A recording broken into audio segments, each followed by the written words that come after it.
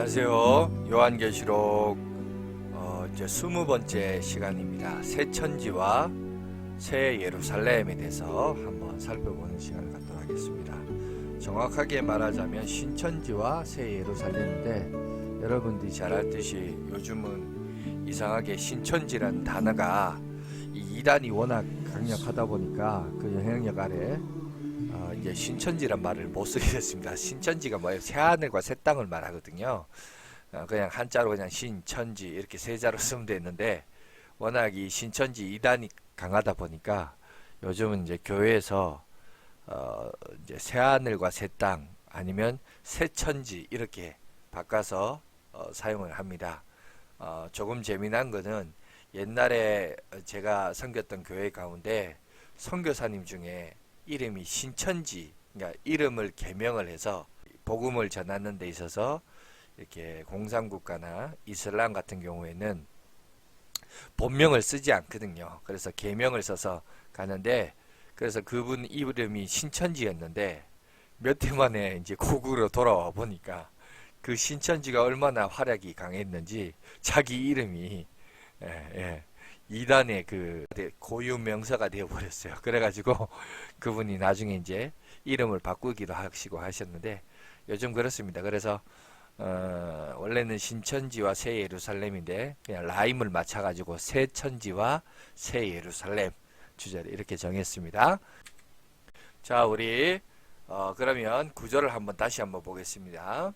자, 우리 마지막 부분이니까 요한계시록의 구조는 그 단어가 중요하다 그랬어요. 엔 푸뉴마티. 그래서 엔 푸뉴마티라는 것 관점에서 피오렌자가 이렇게 얘기했죠. 보니까 네 가지의 주제가 있더라. 그런데 지상에 있는 교회, 그 다음에 오늘 우리가 봐야 될 것은 천상의 교회, 그죠? 그리고 그 사이에 세상에 대한 그 일곱인, 일곱 나팔, 일곱 대접은 심판의 주제로 말하고 있죠. 그리고 그 심판의 대상인 큰 성 바벨론에 대해서, 그리고 그 바벨론의 왕으로 있는 사단의 세력에 대해서, 그죠? 이렇게 언급을 하고 있었다.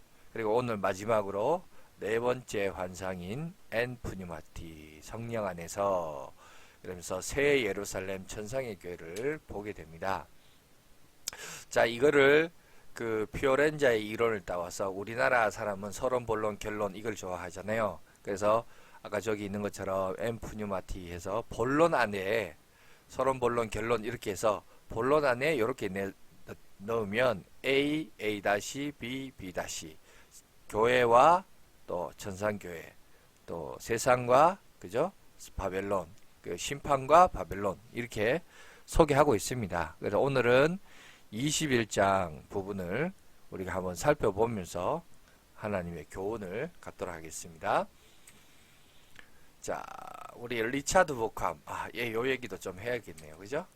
사실은 이런 구조를 띄도록 했던 사람이 이 리차드 보캄이 이 역할을 많이 해서 이 엠푸뉴마티라는 부분의 단어를 주목을 해서 이렇게 네 가지의 구조를 띈다. 여기 보시면 지금 그 1장 10절, 4장 2절, 17장 3절, 21장 10절에 보니까 엠푸뉴마티라는 단어가 있더라.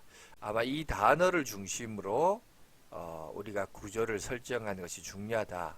리처드 보캄은 이렇게 자기만의 독특한 형식을 띄었지만 이 바탕을 따와서 이제 국내 여러분 목회자들은 또 이렇게 적용하기도 하고, 또 피어렌자도 이렇게 적용하기도 하고 그렇게 된 거예요. 그래서 리차드 보캄의 역할은 바로 저 엠푸뉴마티 정확하게 캐치해서 리차드 보캄의 이제 영향력에 의해서 우리가 밑에 보시면 결국 이제 21장 9절에서 10절에서 22장까지 쭉 이렇게 새 예루살렘에 대한 비전, 노란색 있죠? 저기를 보시면 되겠습니다.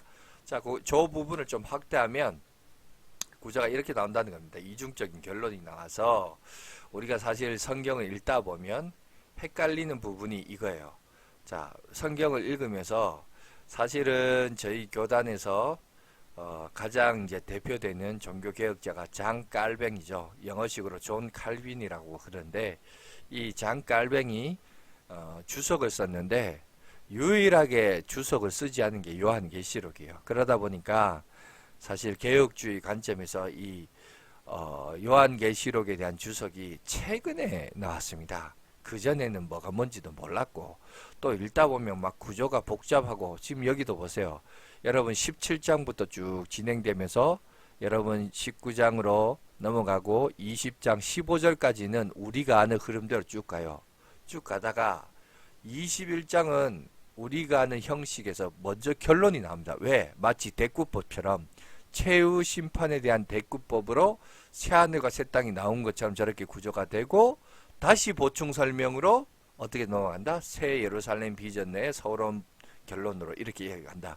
이렇게 구조를 미리 알고 성경을 읽으면 우리가 눈에 보이지만 여러분 흰 건 종이요 까만 건 글자다 보니까 읽다 보면 이런 구조에 대한 이해력이 없는 상태에서 성경을 읽으면 어떻게 되는지 아세요? 이게 막 헷갈려요. 무슨 말 하고 진 갑자기 최후 심판 나오다가 새 하늘과 새 땅 나오고 새 하늘 새 땅 나오다가 갑자기 또 무슨 새 예루살렘 비전이라는 단어 나오고 이러니까 사람이 막 헷갈리는 거예요. 근데 이거를 도식화하고 이미지화해서 이렇게 그림을 통해서 보게 되면 아 이게 이렇게 돼요. 마치 양파 껍질처럼 배추 속잎처럼 그죠? 껍데기를 까고 그리고 안에 속이 있고 또 다른 속이 있으면서 반대쪽 속이 있으면서 이렇게 구조로 연결되는구나. 이런 이미지를 보고 들어가면 여러분 성경을 보는데 상당히 이해력이 높아집니다. 네, 그러면 우리 21장부터 22장 앞부분까지 우리 한번 살펴보도록 하겠습니다. 또 내가 새 하늘과 새 땅을 보니 처음 하늘과 처음 땅이 없어졌고 바다도 다시 있지 않더라. 또 내가 보매 거룩한 성 새 예루살렘이 하나님께로부터 하늘에서 내려오니 그 준비한 것이 신부가 남편을 위하여 단장한 것 같더라. 내가 들으니 보좌에서 큰 음성이 나서 이르되 보라 하나님의 장막이 사람들과 함께 있음에 하나님이 그들과 함께 계시리니 그들은 하나님의 백성이 되고 하나님은 친히 그들과 함께 계셔서 모든 눈물을 그 눈에서 닦아주시니 다시는 사망이 없고 애통하는 것이나 곡하는 것이나 아픈 것이 다시 있지 아니하리니 처음 것들이 다 지나갔음이러라. 보좌에 앉으신 이가 이르시되 보라 내가 만물을 새롭게 하노라 하시고 또 이르시되 이 말은 신실하고 참되니 기록하라 하시고 또 내게 말씀하시되 이루었도다 나는 알파와 오메가요 처음과 마지막이라. 내가 생명수 샘물을 목마른 자에게 값없이 주리니 이기는 자는 이것들을 상속으로 받으리라. 나는 그의 하나님이 되고 그는 내 아들이 되리라. 그러나 두려워하는 자들과 믿지 아니하는 자들과 흉악한 자들과 살인자들과 음행하는 자들과 점술가들과 우상 숭배자들과 거짓말하는 모든 자들은 불과 유황으로 타는 못에 던져지리니 이것이 둘째 사망이라. 일곱 대접을 가지고 마지막 일곱 재앙을 담은 일곱 천사 중 하나가 나와서 내게 말하여 이르되 이리로 오라. 내가 신부 곧 어린 양의 아내를 내게 보이리라 하고 성령으로 나를 데리고 크고 높은 산으로 올라가 하나님께로부터 하늘에서 내려오는 거룩한 성 예루살렘을 보이니 하나님의 영광이 있어 그의 성에 빛이 지극히 귀한 보석 같고 벽옥 같고 수정같이 맑더라. 크고 높은 성곽이 있고 12문이 있는데 문에 12천사가 있고 그 문들 위에 이름을 썼으니 이스라엘 자손 12지파의 이름들이라. 동쪽의 세 문, 북쪽의 세 문, 남쪽의 세 문, 서쪽의 세 문이니 그 성의 성곽에는 12기초석이 있고 그 위에는 어린 양의 12사도의 12이름이 있더라. 내게 말하는 자가 그 성과 그 문들과 성곽을 측량하려고 금 갈대자를 가졌더라. 그 성은 네모가 반듯하여 길이와 넓이가 같은지라 그 갈대자로 그 성을 측량하니 12,000 스타디온이요 길이와 넓이와 높이가 같더라. 그 성곽을 측량하매 144 규빗이니 사람의 측량 곧 천사의 측량이라. 그 성곽은 벽옥으로 쌓았고 그 성은 정금인데 맑은 유리 같더라. 그 성의 성곽의 기초석은 각색 복석으로 꾸몄는데 첫째 기초석은 벽옥이요, 둘째는 남보석이요, 셋째는 옥수요, 넷째는 녹보석이요, 다섯째는 홍만회요, 여섯째는 홍보석이요, 일곱째는 항옥이요, 여덟째는 녹옥이요, 아홉째는 담항옥이요, 열째는 비치옥이요, 열한째는 청옥이요, 열두째는 자수정이라. 그 12문은 12진주니 각 문마다 한 개의 진주로 되어 있고 성에 기르는 맑은 유리 같은 정금이더라. 성 안에 내가 성전을 보지 못하였으니 이는 주 하나님 곧 전능하신 이와 및 어린 양이 그 성전이심이라. 그 성은 해나 달의 비침이 쓸데없으니 이는 하나님의 영광이 비치고 어린 양이 그 등불이 되심이라. 만국이 그 빛 가운데로 다니고 땅의 왕들이 자기의 영광을 가지고 그리로 들어가리라. 낮에는 성문들을 도무지 닫지 아니하리니 거기에는 밤이 없음이라. 자, 21장까지입니다. 22장 5절까지 보겠습니다. 또 그가 수정같이 맑은 생명수 강을 내게 보이니 하나님과 및 어린 양의 보좌로부터 나와서 길 가운데로 흐르더라. 강 가운데 생명나무가 있어 12가지 열매를 맺되 달마다 그 열매를 맺고 그 나무 잎사귀들은 만국을 치료하기 위하여 있더라. 다시 저주가 없으며 하나님과 그 어린 양의 보좌가 그 가운데 있으리니 그의 종들이 그를 섬기며 그의 얼굴을 볼 터요 그의 이름도 그들의 이마에 있으리라. 다시 밤이 없겠고 등불과 햇빛이 쓸데없으니 이는 주 하나님이 그들에게 빛이심이라. 그들이 세세토록 왕노릇 하리로다. 아멘. 자, 오늘 우리가 성경이라는 책을 한 권에, 자 66권으로 되어 있지만 한 권의 책이라고 한번 봅시다. 그렇게 할 때에 자 1장과 2장이 창세기 1장과 2장이 천지창조와 인간에 대해서 개략적으로 설명이 되어 있죠. 그러면서 2장에 가서는 좀 더 구체적으로 인간 창조가 어떻게 되었는가, 그리고 창조의 절정이라 할 수 있죠. 그죠? 그게 바로 인간 창조인데 그 부분을 강조하고 있습니다. 요한계시록 21장도 보면 1절에서 8절까지 새하늘과 새 땅, 새 예루살렘에 대해서 개괄적으로 쭉 소개하고 있다가 좀 더 이제 21장 9절부터 5절까지, 그죠? 오늘 새 예루살렘에 대해서 더 구체적으로 이렇게 소개하고 있는 것을 보게 됩니다.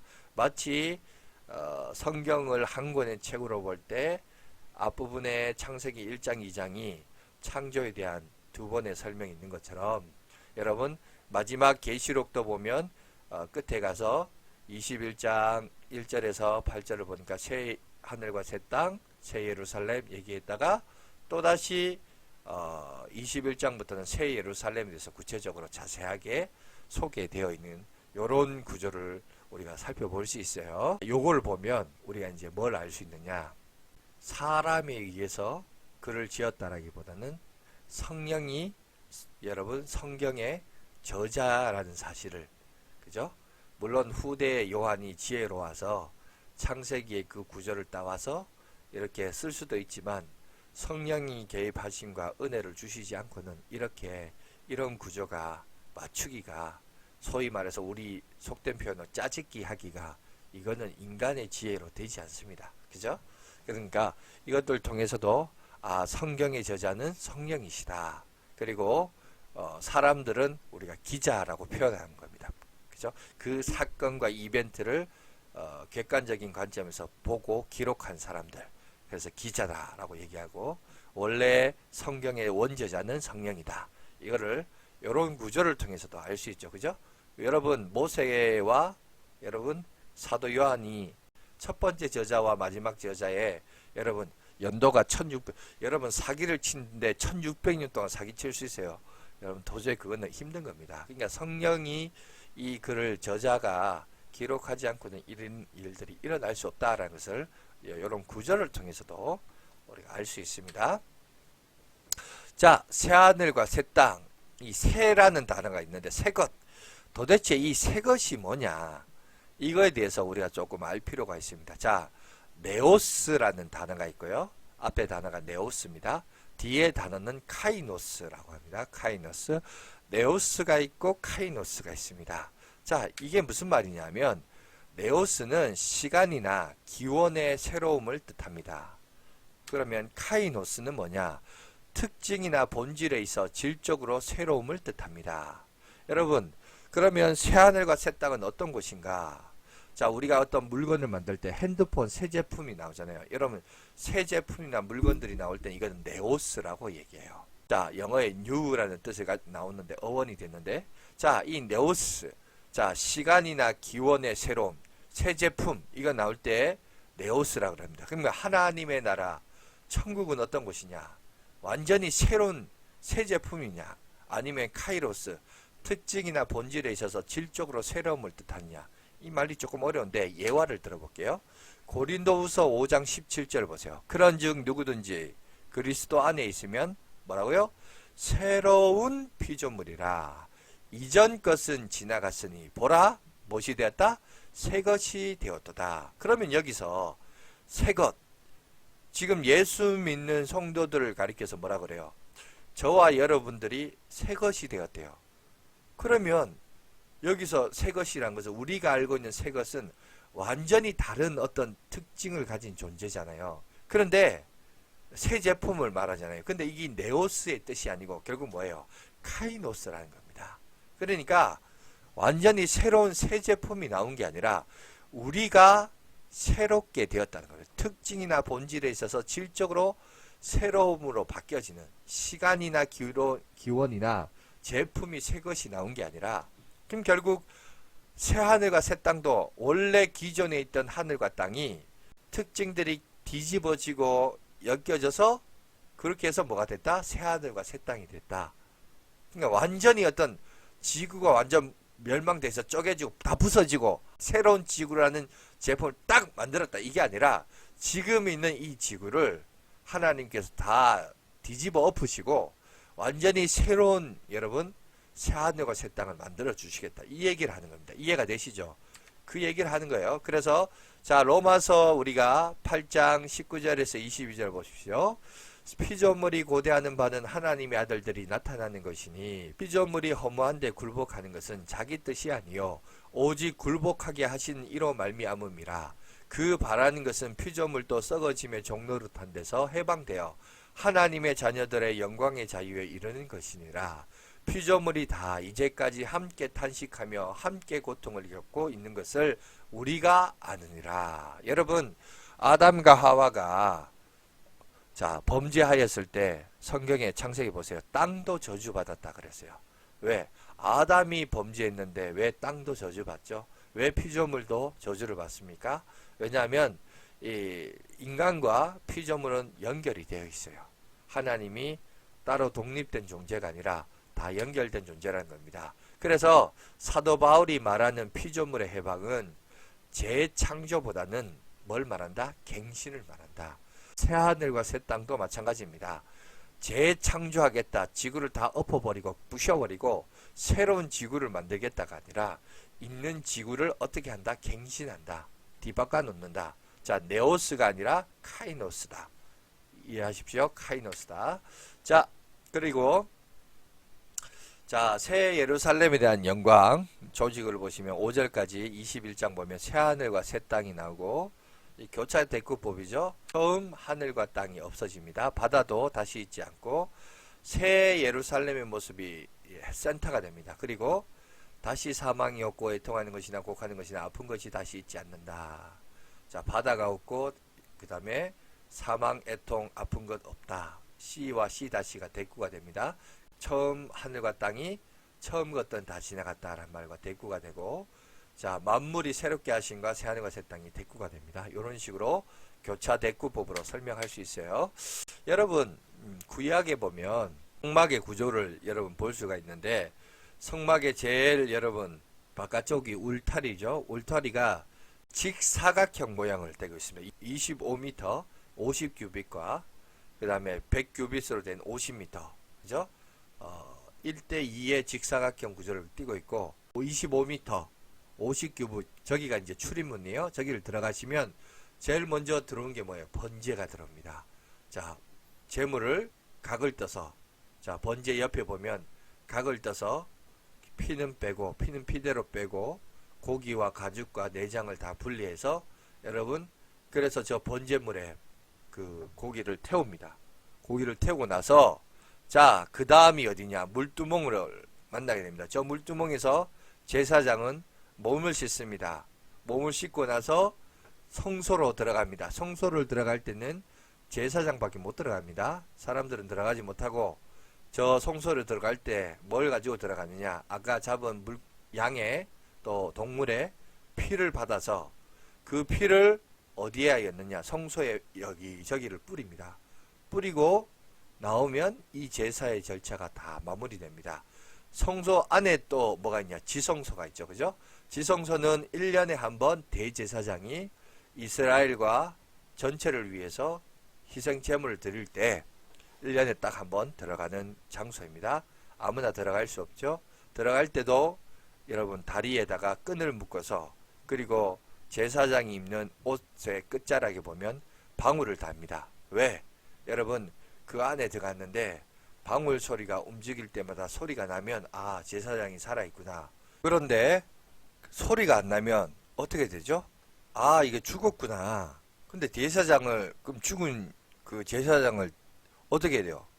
빼내야 될 거 아니에요. 그러면 나머지 제사장들이 지성소에 들어가서 데려옵니까? 그러면 같이 죽어요. 아무나 들어갈 수 없습니다. 그래서 발에다가 끈을 메어서 그 끈을 잡아 당기는 거예요. 그래서 질질 끌려 나오겠죠. 참 그 자체가 엄청나게 불명예인데 죽는 것도 불명예지만 그 시신을 잡아당겨서 끌어당겨야 되니 참 그것도 불명예죠. 그런 일들이 있었습니다. 그러니까 상당히 두려움에 그래서 경외라는 단어가 여기서 나오는 거예요. 자, 이 얘기를 왜 하느냐 하면 자, 구약에 이런 성전 구조가 있었다. 근데 이 성전은 크게 보니까 직사각형 구조예요. 그런데 오늘 새하늘과 새 땅을 보니까 새하늘과 새 땅은 정육면체입니다. 그죠?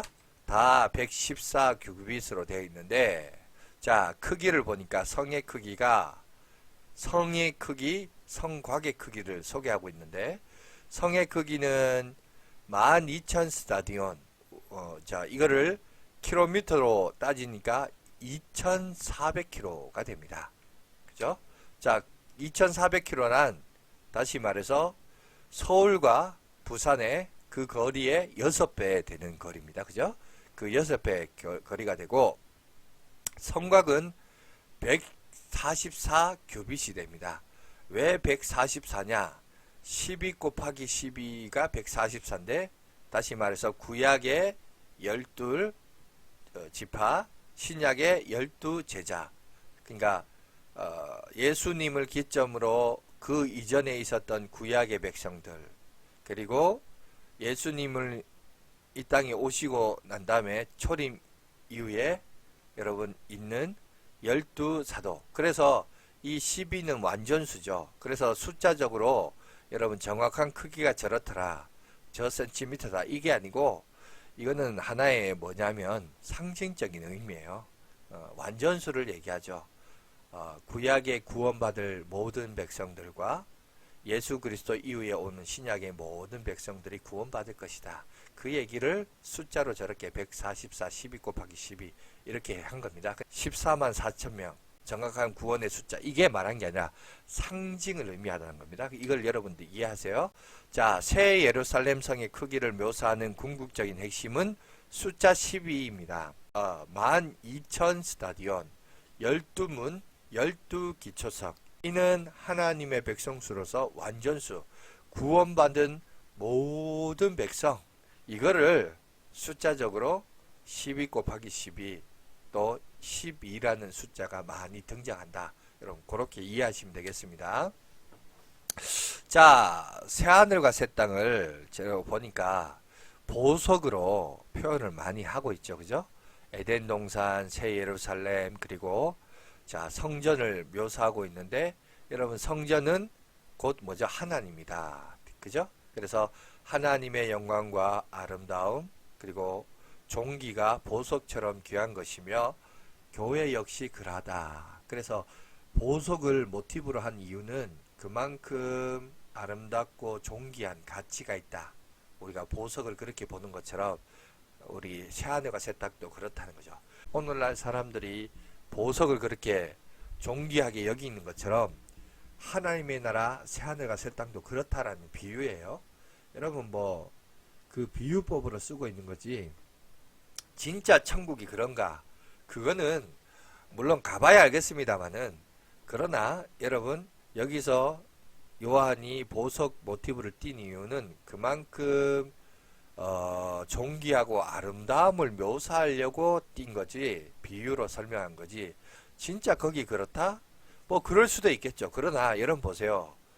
여러분 보석이 은이 지나가는 돌멩이만큼 많다라고 생각해 보세요. 그러면 정말 그게 여러분 보석이 보석의 가치가 있을까요?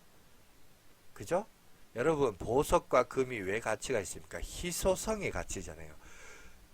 많지 않기 때문에 우리가 거기에 가치를 두잖아요. 그러니까 오늘 요한이 말하는 것도 천국은 다 보석으로 둘러싸여 있더라. 이거를 얘기하는 게 주 목적이 아니고 그만큼 오늘날 이 지상에 살고 있는 사람들이 보석의 가치를 그렇게 여기니까 하나님의 나라는 그만큼 가치가 있고 존귀하다라는 것을 보석을 따와서 설명한 거다. 이 얘기입니다.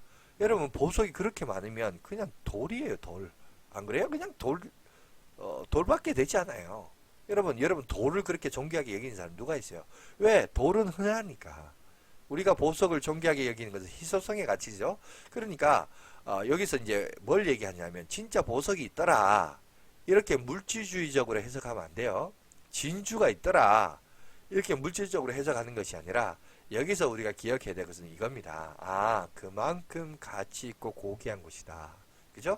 자, 21장 22절 보세요. 성 안에 내가 성전을 보지 못하였으니 성전을 못 봤대. 왜? 이는 주 하나님 곧 전능하신 이와 및 어린 양이 뭐가 된다? 그 성전이다. 왜? 그러니까 더 이상 해도 없어요. 왜? 빛을 창조하신 이가 그죠? 빛나지 않겠어요? 눈을 창조하신 이가 보지 않겠어요? 코를 창조하신 분이 냄새를 맡지 않겠어요? 귀를 창조하신 분이 소리를 듣지 않겠어요? 그죠? 우리가 그걸 보면 더 이상 빛이 필요 없는 거예요. 왜? 하나님과 어린 양이 또 성전도 필요 없는 거예요. 왜? 그분들이 바로 성전이고 해이시고 그죠? 그 본질이시기 때문에 더 이상 이제 다른 대안이 필요 없다는 겁니다. 자, 그래서 성전이 없다. 자, 이 얘기하는데 여러분 이걸 한번 비유해 봅시다. 보통 우리가 아벨의 제단, 모세의 성막, 솔로몬의 성전, 예수님, 성도의 몸 이거를 여러분 뭐라고 그래요? 이 5가지의 공통점은 이겁니다. 임마누엘이죠. 하나님이 우리와 함께 하셨다. 아벨의 제단 가운데 함께 하셨고 모세의 성막에 구름으로 가득히 임재하셔서 함께 하셨고 솔로몬 성전도 마찬가지입니다. 예수님도 자신을 그죠? 거룩한 전이라고 말씀하셨으며 그리고 성도의 몸도 사도 바울이 너희 몸이 하나님이 거하시는 성전임을 알지 못하느냐. 근데 이 공통점이 다 뭐예요? 임마누엘 하나님이 우리와 함께 하시다라는 뜻을 가지고 있죠. 자, 귀를 지으시니가 듣지 아니하시라. 눈을 만드시니가 보지 아니하시라. 그죠? 이렇게 비유로 설명하고 있습니다. 자, 새 예루살렘은 하늘의 교회와 땅의 교회의 연합을 얘기하고 있다. 그러니까 결국 뭐예요? 자, 신부되는 교회는 누구를 만나죠? 신랑 되신 예수 그리스도와 만남으로 통해서 어린 양의 혼인잔치가 들어가고 이것은 곧 여러분 하늘에 있는 교회와 땅에 있는 교회가 이제 만나서 하나가 되는 연합이 되는 이런 놀라운 사건을 우리에게 소개하고 있습니다. 그러면 새 예루살렘은 어떤 곳인가? 에덴 동산이 아까 얘기했죠? 자, 새 것이 되었다라는 것은 뭐 새 제품이 나왔거나 그런 내용이 아니라 그 자기 몸이 바뀌어진 거, 갱신된다 얘기했습니다. 자, 그래서 에덴 동산도 회복된 모습, 완성된 모습은 자, 죄로 인하여 자, 에덴 동산에서 쫓겨났죠. 그래서 우리가 신라곤이라고 합니다. 그죠? 그러나 이제 예수 그리스도 말미암아 회복됩니다. 그래서 복락원이 되는 거예요. 그러니까 전혀 새로운 지구가 완전히 딱 깨 부서지고 새로운 지구가 나오는 게 아니라 여기서 보니까 지금 있던 이 지구가 바뀌어져서 갱신되어서 새롭게 된다라는 것입니다. 구약에도 에스겔 선지자가 예언을 하고 있습니다. 그런데 그 에스겔 선지자의 예언과 오늘 요한계시록에서 말하는 예언의 공통점과 차이점이 있습니다. 첫 번째, 광좌우에 나무가 있다라는 공통점이 있고, 그리고 달마다 열매를 맺는다라는 공통점이 있습니다. 그런데 여러분 보세요. 우리는 보통 1년에 한 번 열매 맺죠. 그런데 여기는 달마다 새롭게 열린다고 해요. 그리고 차이점은 뭐냐? 에스겔은 과실나무인데 계시록은 생명나무예요. 자, 에스겔은 과실나무는 달마다 열매를 맺는데 계시록에는 12가지 열매를 맺는다라고 합니다. 자, 에스겔은 과실나무 잎사귀는 약재로 사용된다고 했는데 계시록에서는 생명나무 열매는 만국을 소성케 한다라고 되어 있습니다. 자, 이것은 뭐냐면 영원한 하나님과의 교제의 삶은 영원히 새롭고 또 영원히 풍성한 삶이 될 것이다 라는 설명으로서, 그러니까 이거를 문자적으로 해석하지 말라는 거죠. 한 나무에 달마다 12가지 열린다 이 말이 아니라 결국 이렇게 표현한 이유는 영원히 새롭고 영원히 풍성한 삶을 우리가, 그러니까 이거죠. 천년 만년 살 것이다. 천년 만년 지루하게 어떻게 사냐, 아니란 거예요. 하나님의 나라는 여러분 영원히 우리 가운데 새롭고 풍성해요. 달마다 새로워진다. 그래서 12가지가 맺혀진다는 겁니다. 새로운 것들이, 이벤트가 있다는 거죠. 그러니까 여러분들 하나님 나라 가면 예배를 드리고 찬양하고 영광 가운데 간다는 건데, 아마 오늘날 현대인들 가운데 세속적인 그리스도인들은 예배 1시간 드리는 것도 힘들어 죽겠는데 거기 가면 맨날 예배 드린다고 아유 지겨워서 어떻게 사냐. 아니에요. 그런 지겨움이 아니에요. 감동과 감격이 있는, 여러분 우리 삶에 감동과 감격이 있는 새롭고 여러분 풍성한 그런 교제와 예배가 넘쳐나는 곳이 새하늘과 새 땅이다. 그걸 설명하려고 12가지 열매 달마다 이렇게 맺힌다. 이 얘기를 하고 있는 겁니다. 이 비유를 말하고자 하는 의도, 속 의미를 우리가 올바르게 이해해야 됩니다. 이걸 문자적으로 해석하면 안 돼요. 자, 에덴 동산의 회복이란 생명나무와 생명수 간물을 마시고 하나님의 얼굴을 봅니다. 다시 저주가 없습니다. 그리고 이곳에서 우리는 왕노릇하며 살 것을 성경은 우리 가운데 얘기하고 있습니다. 자, 그래서 우리는 왕노릇하는데 인간은 자 하나님을 섬기는 제사장일 뿐만 아니라 에덴 동산을 관리하고 경작하며 땅을 다스리는 왕으로 임명을 받았습니다. 그래서 우리가 어떻게 되냐? 왕같은 제사장이 돼요. 그죠? 왕같은 제사장으로서 지금은 왕은 따로 있고 제사장은 따로 있지만 이제 우리는 왕같은 제사장으로서 여러분 새하늘과 새 땅에서 이런 삶을 누리고 살 것을 성경은 우리에게 말씀하고 있습니다. 저와 여러분들도 다가올 하나님의 나라 새하늘과 새 땅에서 이런 삶을 살기를 소망하면서 믿음으로 한 걸음 한 걸음 나가는 저와 여러분들이 되시길 간절히 바라겠습니다. 자, 오늘은 여기까지 우리 살펴보도록 하겠습니다. 수고하셨습니다. 감사합니다.